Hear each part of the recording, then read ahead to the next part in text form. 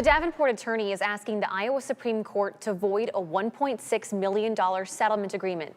Maddie Franz joins us in studio to catch us up on this case and show us what the attorney is arguing. This whole thing stems from a 2023 settlement agreement with former city administrator Corri Spiegel. She and former employees Tiffany Thorndike and Samantha Torres alleged harassment. The Thorndike and Torres settlements were deemed illegal in a December ruling, but it allowed the Spiegel settlement to stand. That's where the appeal comes in.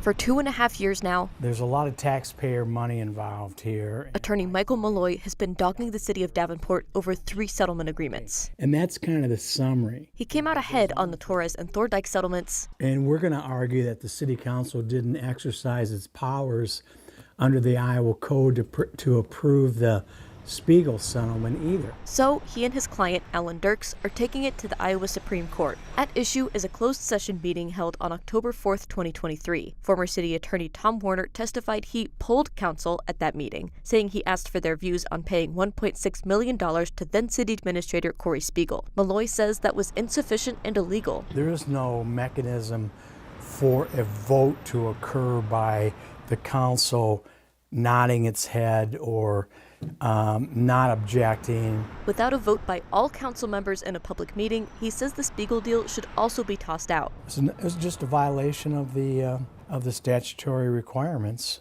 for municipalities to comply with when they decide to settle a case like this. Malloy says he wants the Iowa Supreme Court to find the city violated the Open Meetings Act, to void the Spiegel settlement, and to declare the December ratification vote from council came too late, about 2 months after the deal was done.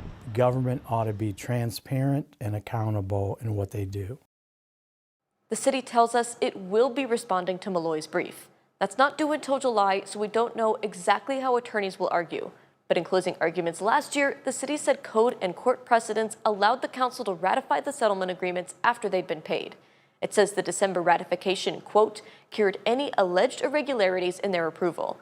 The city also argues voiding the settlements will open the door to much larger payouts for Torres, Thorndike, and Spiegel. Once the city responds, Malloy has 21 days to file a rebuttal. The Supreme Court will then decide to take the case or send it to an appeals court. He says it could be 2027 until the case is adjudicated. In studio, Maddie Franz, WQAD News 8. Now, last week, News 8 learned former city attorney Tom Warner was formally reprimanded by the Iowa Supreme Court. The Attorney Disciplinary Board says he improperly left out 3 aldermen in his email seeking approval for 2 of these 3 settlements.